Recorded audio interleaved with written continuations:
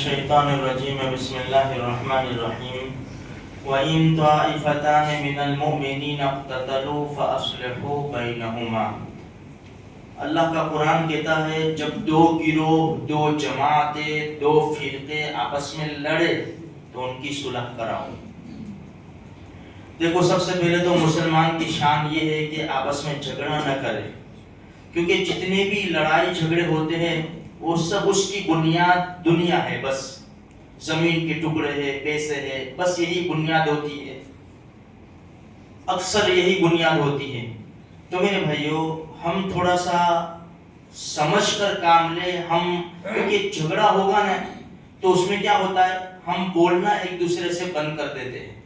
اور حدیث میں کیا ہے، نبی کریم صلی اللہ علیہ وسلم نے ارشاد فرمایا کسی مسلمان کے لیے حلال نہیں ہے کہ 3 دن سے زیادہ اپنے بھائی کو چھوڑے رکھے، اس لیے بہت احتیاط سے کام لیں۔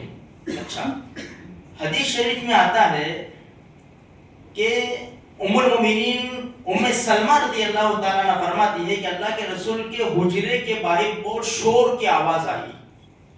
اللہ کے رسول صلی اللہ علیہ وسلم باہر تشریف لے گئے، کوئی دو جھگڑ رہے تھے اور فیصلے کے لیے اللہ کے رسول کے دربار میں تشریف لائے، اور شور ہوئی تو ہمارے نبی نے فرمایا دیکھو تم میرے پاس جھگڑا لے کر آتے ہو، ایک حق پر ہوگا ایک باطل پر تو ہوگا ہی، ظاہری بات ہے، ایک سچا ہوگا ایک جھوٹا ہوگا۔ اللہ کے رسول فرمایا تم جھگڑا لے کر میرے پاس آتے ہو، میں انسان ہوں، انا بشر ہوں، میں بشر ہوں۔ اب جو دو گروہ یا دو آدمی جھگڑا لے کر آئے، میں نے دونوں کی بات سنی، ہو سکتا ہے جو حق پر نہیں ہے، مفہوم جو حق پر نہیں ہے اس کی چرب زبانی، اس کی بولنے کا انداز، اسٹائل اور سب بڑھ چڑھ کر، تو اس کے اوپر میں فیصلہ کر دوں، حالانکہ وہ حق پر نہیں ہے، حق پر تو یہ ہے لیکن یہ اس کے اندر وہ صلاحیت نہیں ہے بولنے کی، بات کو رکھنے کی کسی کے سامنے جو اس کے اندر ہے۔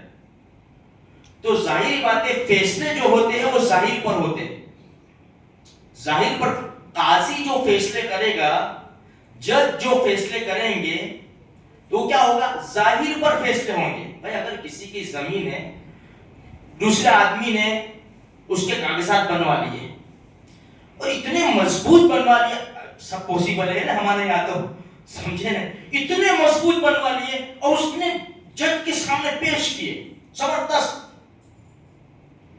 تو جج نے دیکھا کہ یار یہ کمزور پڑتا ہے بندہ اور یہ اسٹرانگ ہے، تو فیصلے ظاہر پر ہوتے، اس کے حق میں فیصلہ کر دیا، حالانکہ زمین کا ٹکڑا اس کا تھا۔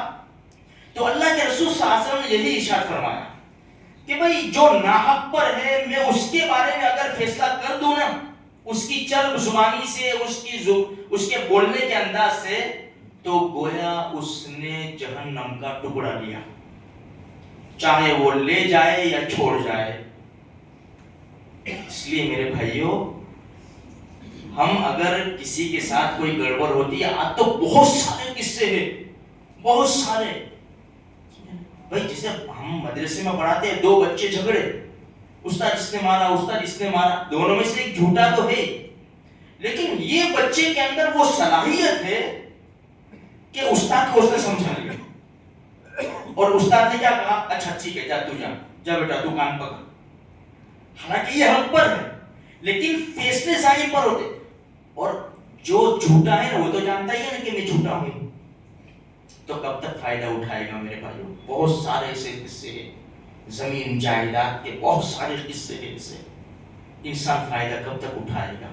اس لیے سب سے پہلی بات یہ ہے کہ دیکھو اگر سامنے والے نے ہمارا حق مارا ہے نا تو حق ہے تم کو لینے کا، لیکن اس حق کے لینے میں بہت جنگ و جدال، قتل و قتال، وہاں تک نوبت پہنچتی ہے اور سامنے والا دینے کے لیے بھی تیار نہیں ہے۔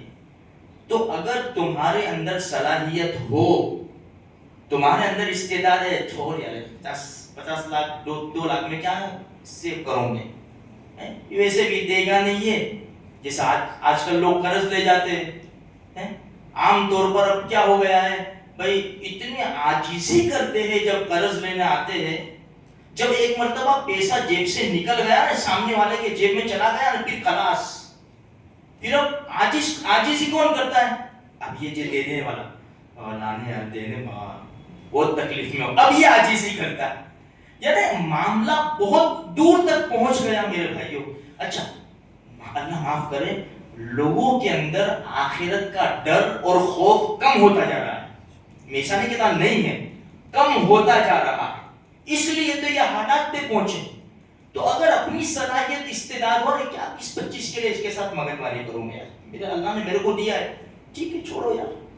پھر ایک وہ بات میں اکثر سناتا ہوں کہ اللہ کے رسول نے مدینہ کے انصار کو بلایا اور اللہ کے رسول نے فرمایا میرے دنیا سے پردہ فرمانے کے بعد تمہیں تمہارا حق نہیں دیا جائے گا، تم کیا کرو گے؟